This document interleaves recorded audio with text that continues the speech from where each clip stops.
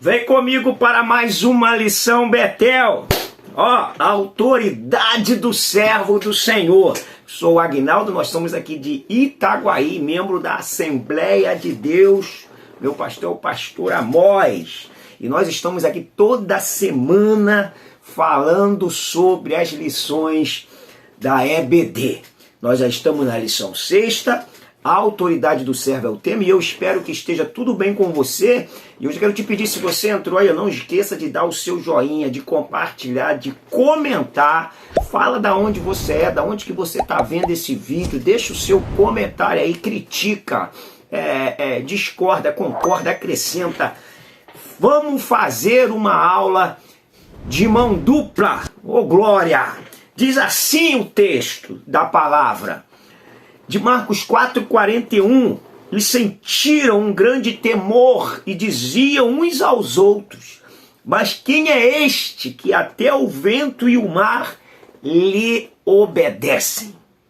A verdade prática ou aplicada, diz a revelação acerca da autoridade de Jesus Cristo registrada nos evangelhos, deve produzir em nós confiança, impulsionar-nos no cumprimento da missão evangelizadora.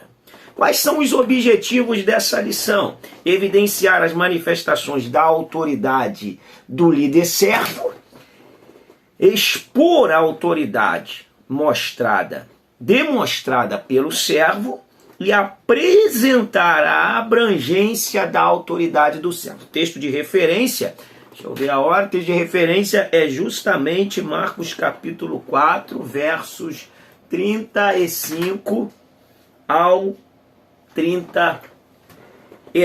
Não vamos ler para ganharmos tempo, mas vamos discorrendo o assunto aqui. Vamos lá. A nossa introdução diz que vamos prosseguir no estudo acerca de Jesus Cristo a partir do Evangelho de Marcos, focando um aspecto que faz a diferença, a autoridade de Jesus. E veremos seu significado na demonstração de seus efeitos na vida dos discípulos do Senhor. Autoridade sobre a natureza. Bom, é bom a gente atentar que essa expressão aqui, ó, a autoridade do servo, ela vem do grego exousia.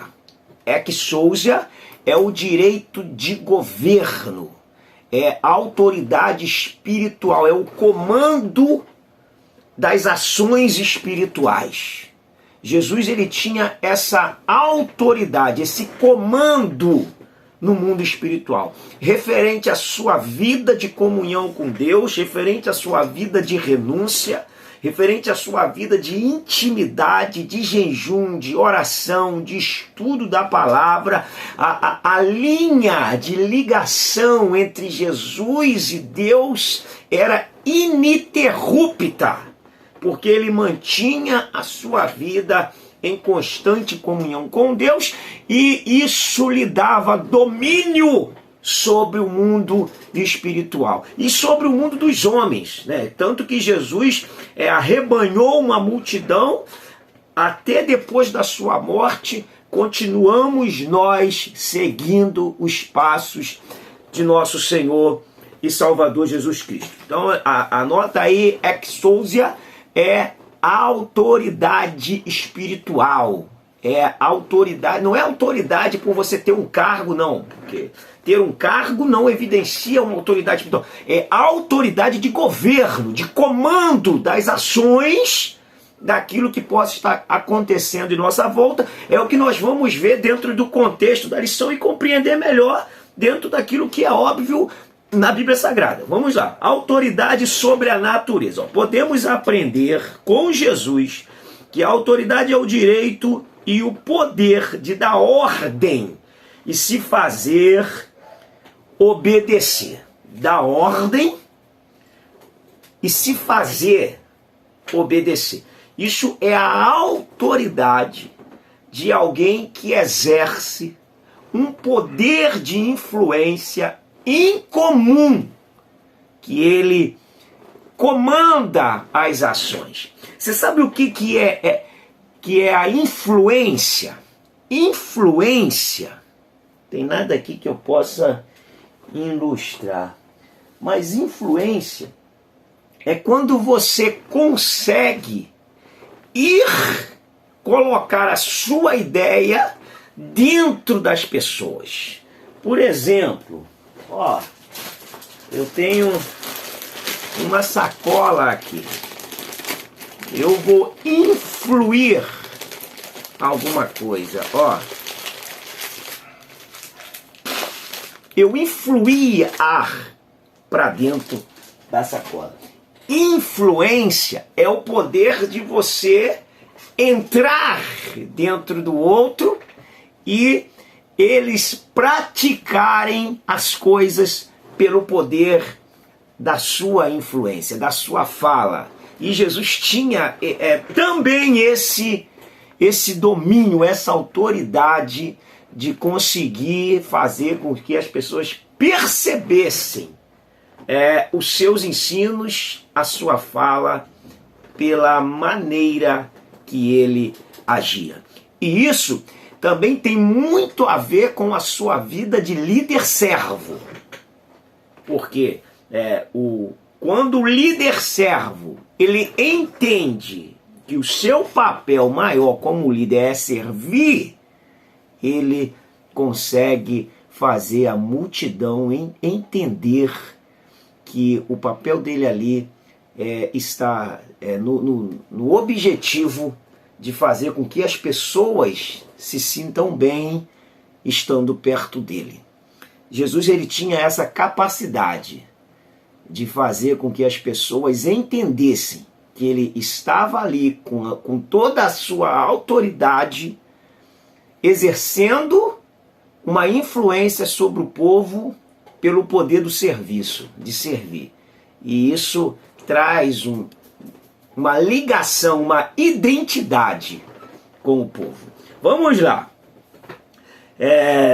Aí o autor, no tópico 1.1, ele fala assim: a presente lição objetiva é demonstrar que Jesus Cristo... Tópico 1 não. Rebobina, tópico 1. Tópico 1. A presente lição objetiva é demonstrar que Jesus Cristo possuía autoridade não apenas diante dos demônios, mas também sobre a natureza e as enfermidades. É-me dado todo o poder no céu e na terra. Bom, eu risquei esse texto. Por quê? Porque esse texto, ele já está sendo dito após a ressurreição de Jesus. Esse texto está sendo dito com Jesus ressurreto. Toda autoridade me é dada no céu e na terra. Nós estamos falando de um Jesus com uma autoridade de comando, de governo espiritual antes da sua ressurreição. O Jesus homem, o Jesus que orou, o Jesus que jejuou, o Jesus que vigiou, o Jesus que cansou, o Jesus que comeu, o Jesus que virou a noite no monte. Nós estamos falando desse Jesus. Então quando o autor coloca esse texto aqui, foi infelicidade dele. Mas nós vamos falar do Jesus dentro de um contexto do Jesus homem. E aqui, esse contexto aqui já é do Jesus ressurreto. Aí ele ressuscita e fala: agora todo poder me é dado no céu e na terra.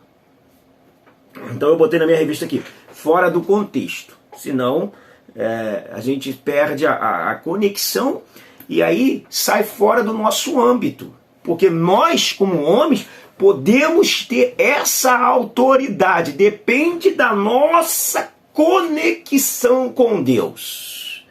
Vamos lá. Autoridade sobre a tempestade. 1.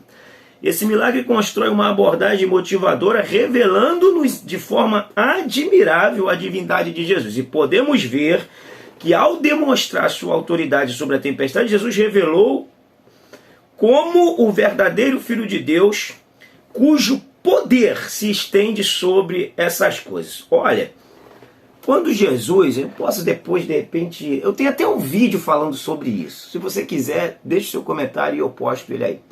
Quando Jesus repreende essa tempestade, o verbo repreender no grego é epitimal. É o verbo usado todas as vezes que Jesus exorciza um demônio. Então, essa autoridade de Jesus aqui, que ele coloca assim, ó, podemos ver que ao demonstrar sua autoridade sobre a tempestade, Jesus revelou como o verdadeiro Filho de Deus, cujo poder se estende a todas as coisas. Não, ele percebe no mundo espiritual, que aquela tempestade era uma tempestade oriunda dos demônios de Gadara para tentar impedi-los de chegar lá. Isso é percepção, sensibilidade espiritual. Nós também temos que ter. Porque na batalha espiritual, isso aqui é uma batalha a nível de estratégia.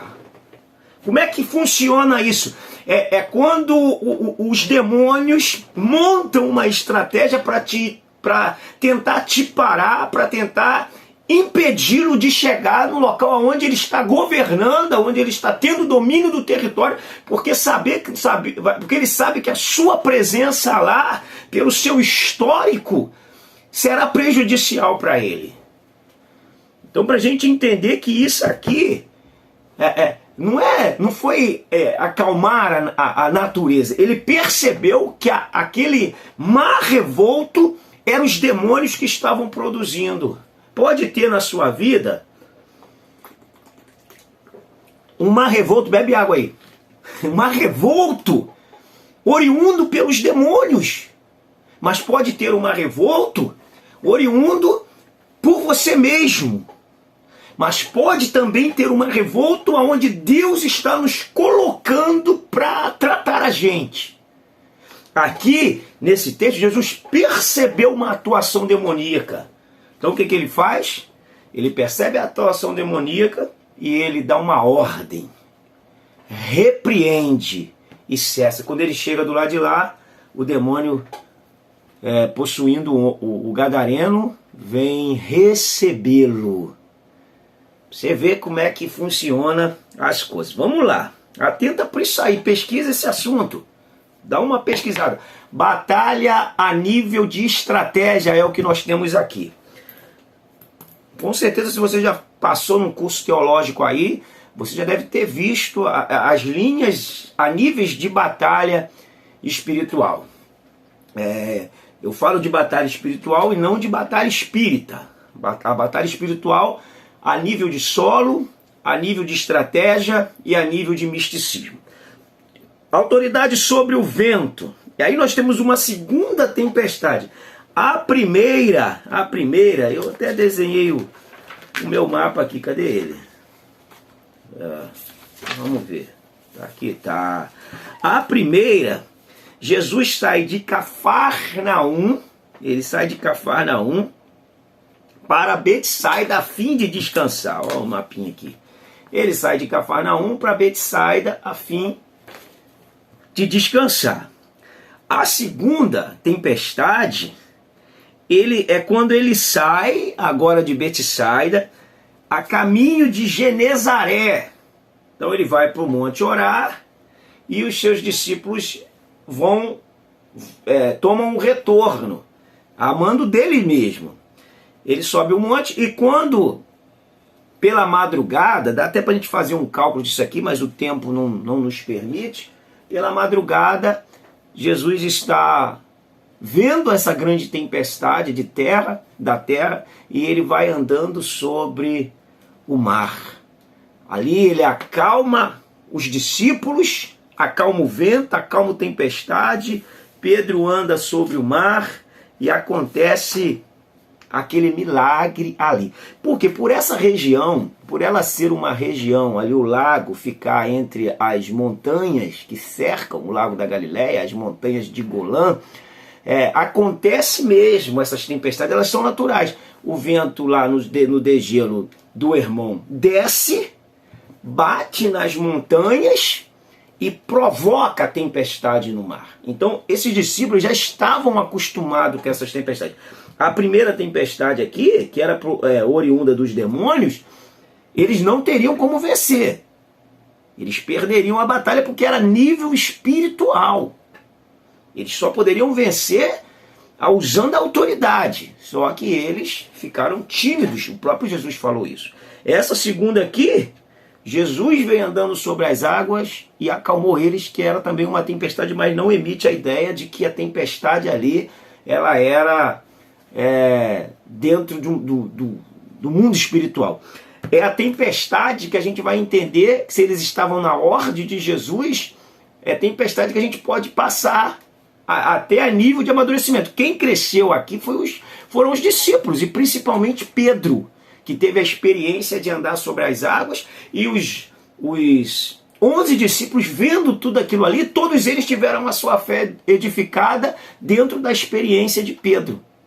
Então, para eles foi um ponto de crescimento essa tempestade. Então, tem tempestade que o ponto dela são pontos de crescimento, são degraus para nós crescermos. Vamos lá. 1:3 diz autoridade sobre as árvores. E aí, aqui vai falar sobre quando Jesus manda uma figueira secar. Então, no Evangelho de Marcos, dentre os seus muitos escritos, encontra-se um momento em que Jesus amaldiçoou uma figueira. Vamos lá. O que devemos nos atentar é que Jesus usa a figueira para demonstrar sua autoridade sobre a natureza. E Marcos expõe que o servo, após a sua entrada triunfal em Jerusalém, teve fome e ao enxergar de uma certa distância uma figueira, ele coberta de folhagem, já automaticamente quando a figueira está com folha, ela está com fruto, ele aproxima-se desta figueira para ver se encontraria alguns figos e se alimentar. Entretanto, encontra somente folhas. Pode ser uma figura aplicativa para Israel, que muitas das vezes se orgulhavam por serem filhos de Abraão, o pai da fé. Pode ser uma figura de alguém que se vangloriava por ter o chamado, constituindo uma nação de Deus, e o orgulho de ser a nação de Deus, com todas as experiências vividas pelos seus antecessores, profetas, reis, sacerdotes. Tinha muita folha e não produzia mais frutos. Será que se nós olharmos para nós não estamos inseridos dentro desse contexto de que temos muita folha, somos viçosos, mas se Jesus procurar fruto, não encontra? Dentro da igreja somos muitos viçosos, atuamos muito bem, uma performance excelente. E fora da igreja, nossas ações, nossas atitudes, nossos verbos, como que eles funcionam? É um caso a pensar, será que estamos cheios de folhas? Vamos nós. É o lado prático da lição. Toda lição tem que ter um lado prático, senão você vai terminar a lição e o aluno vai perguntar, e daí? Onde eu uso isso aí?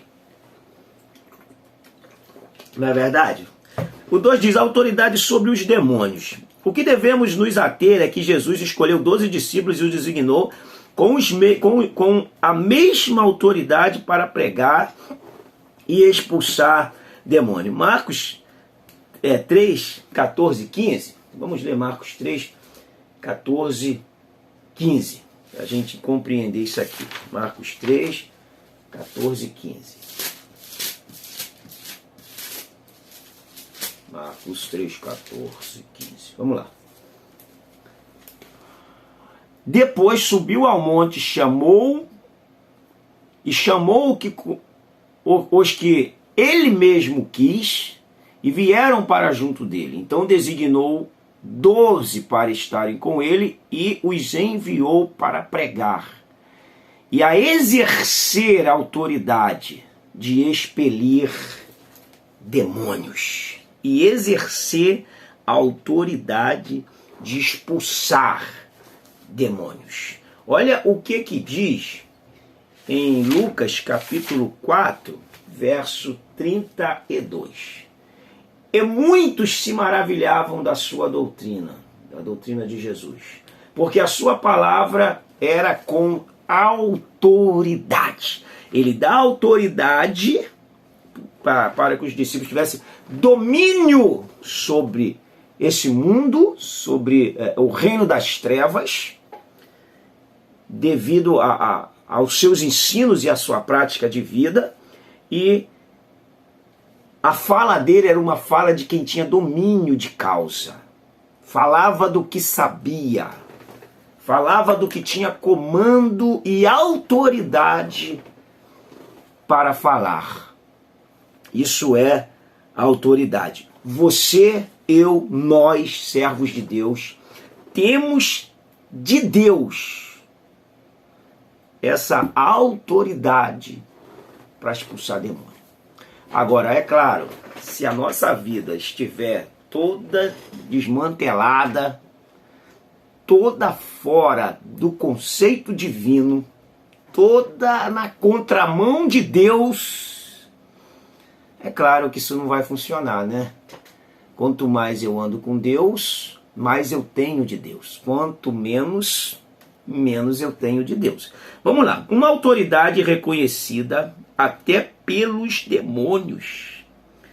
Tem aquele texto de Paulo, né? De Atos, capítulo de número 19.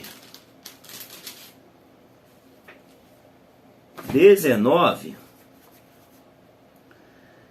E o verso 14, Paulo em Éfeso, diz assim: e os judeus exorcistas, ambulantes, tentaram invocar o nome do Senhor. Isso aqui é importante a gente atentar para isso. Tentaram invocar o nome do Senhor Jesus sobre possessos de espírito malignos, dizendo: conjuro-vos por Jesus a quem Paulo prega. Os que faziam isto eram 7 filhos de um judeu chamado Seva, sumo sacerdote. Mas o espírito maligno lhe respondeu: conheço Jesus e bem sei quem é Paulo. E vós, quem sois?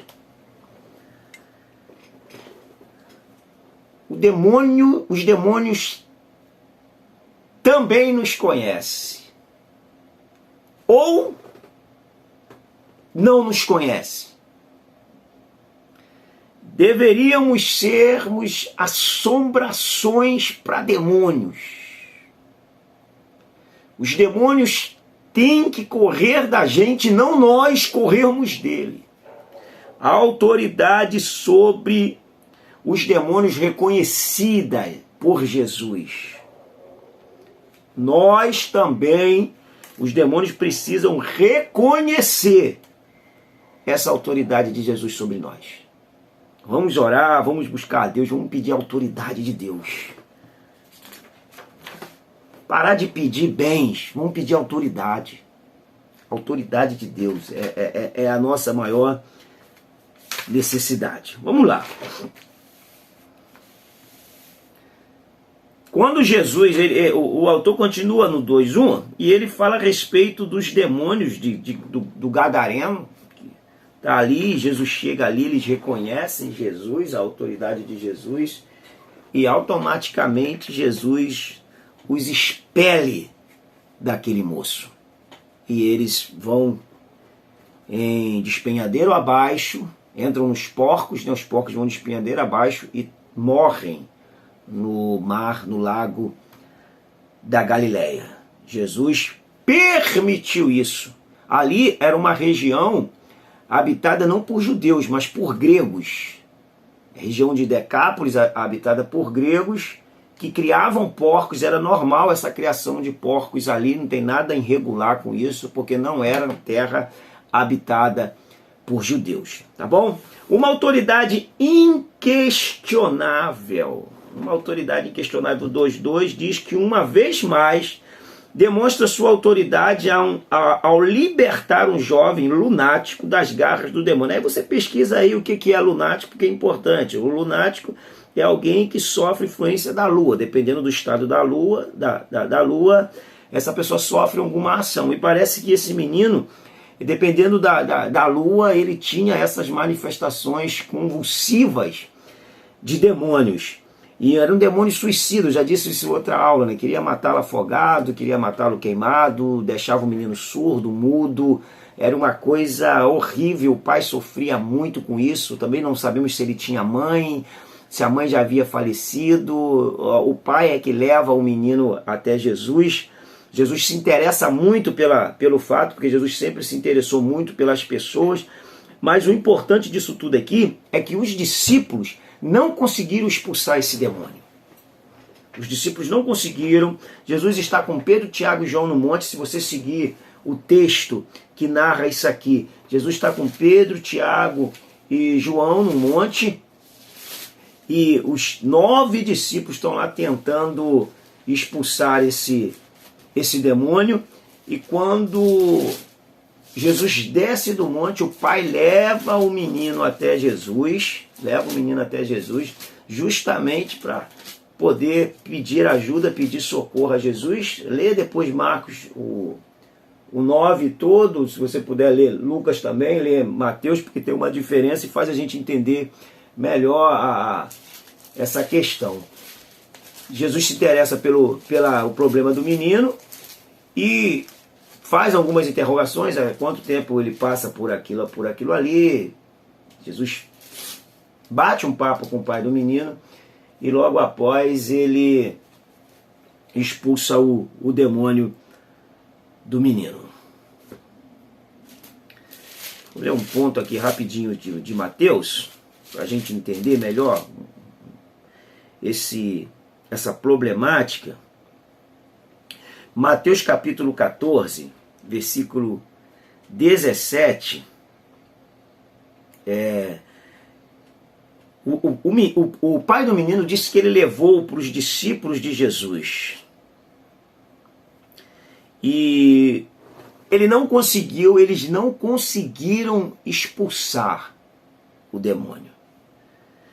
O versículo 16 do capítulo 17 diz assim: apresentei-o aos teus discípulos, mas eles não puderam curá-lo. Olha que situação. Apresentei aos teus discípulos, mas eles não puderam curá-lo. O texto que faz referência a Lucas é Lucas 9:37. É importante também dar sempre uma olhadinha nesse contexto também, porque Jesus está ali no meio e o menino aparece também. O pai do menino aparece também. A narração de Lucas, por ser médico, também tem um teor aí um pouco diferente. Então é importante a gente ler todos eles. Mas a frustração dos discípulos, dos 9, foi em não conseguir expulsar o demônio do menino. Particularmente, eles procuram Jesus e Jesus fala assim: aquela categoria de demônio só sai com jejum e com oração. Não sei, talvez o orgulho por expulsar demônios, por ver sinais, foi o ponto que prejudicou. E naquela batalha ali já é uma batalha a nível de solo. Lembra da primeira batalha? Essa aqui é a batalha a nível de solo. Quando há uma possessão, quando há um endemoniamento. E Jesus expulsa e, particular, eles vão interrogar Jesus e Jesus dá para eles a receita. Não é qualquer demônio que você manda embora assim não. Tem espécie de demônio que vai depender de uma consagração total a Deus. É tempo da gente falar de consagração, de dedicação, de jejum, de oração. Mas não é a oração que pede as coisas a Deus, é a oração que pede Deus. Não é um clamor por bens, é um clamor por Deus. É disso que a igreja precisa. Vamos lá. Jesus concede o poder de expulsar demônio, que é inclusive o que antecede aqui. Concede a eles o poder de expulsar demônio, mas não é para você se vangloriar, não é para você ficar cantando de melhor com isso. Você precisa expulsar demônio dentro da necessidade da obra de Deus se aparecer. E que apareça para a gente expulsar mesmo. Que Deus coloque bastante endemoniado, bastante possesso, para a gente exercer a nossa fé, exercer esse papel que foi delegado a nós como o reino de Deus. Que Deus traga para dentro da igreja pessoas extremamente possuídas, que Deus leve lá e que a gente expulse e liberte as pessoas das garras, das algemas, das correntes de Satanás. Muita gente possuída ainda, e às vezes entra até na igreja e o culto é tão superficial que eles saem ainda carregando a pessoa nas suas algemas. Que Deus tenha misericórdia da gente. Ou você acha que não? Se você acha que não, que isso não acontece, porque eu já ouvi pessoa falar assim, não, o demônio não entra dentro da igreja. Como não entra se ele entrou na sinagoga quando Jesus estava ali, possuindo uma pessoa? Então, claro que ele entra. E tem que entrar mesmo, para a pessoa ser liberta. Tem que entrar mesmo. Que ele entre mesmo. Ô glória. Autoridade sobre as enfermidades. E aí o 3.1 vai dizer que a autoridade sobre as doenças. Por que hoje a gente não vê tanta coisa assim sobre doença? Eu tenho o meu ponto de vista. Se você tiver o seu e achar que eu estou errado, também não tem problema não. Mas a gente não fala mais isso. Não é mais temática. Curar enfermo, expulsar demônio. Não é mais temática da igreja. A nossa temática é apagar a luz para ficar legal. Não, eu apago a luz para eu sentir Deus. Ora, qual o contexto de que tem que se apagar a luz para sentir Deus?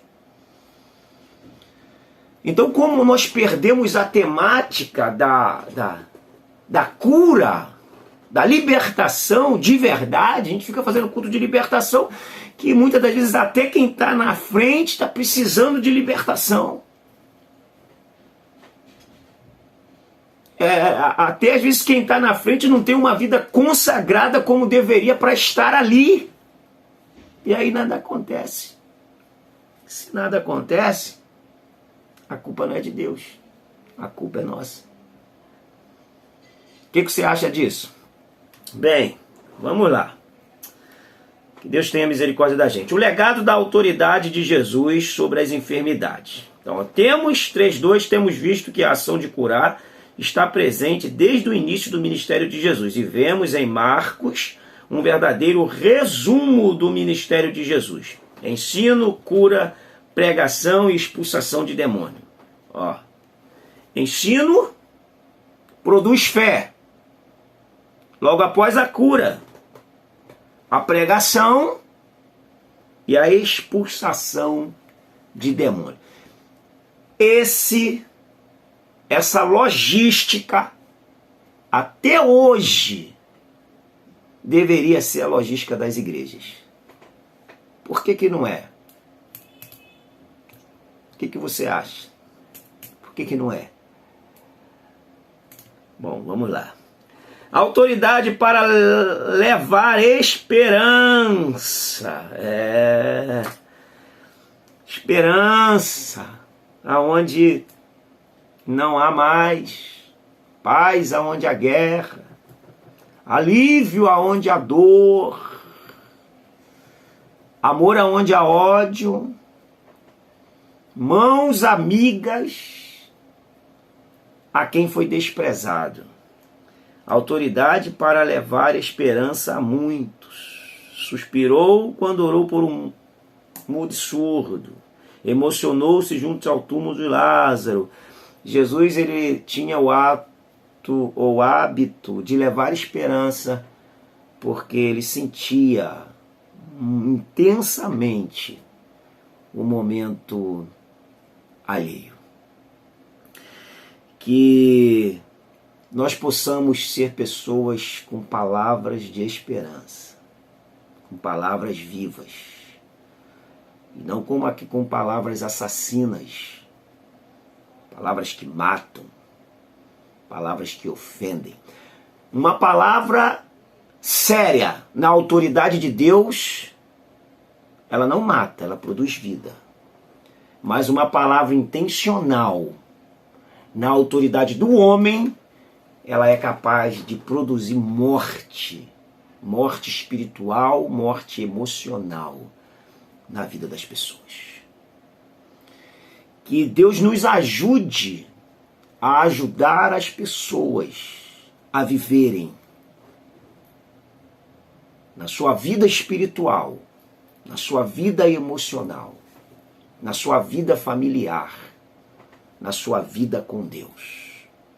Que Deus nos levante e que nós possamos ter essa preocupação de que nosso papel, o nosso chamado, deve ser exercido com excelência.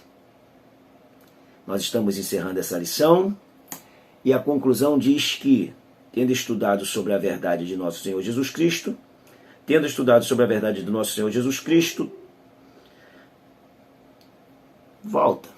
vamos lá.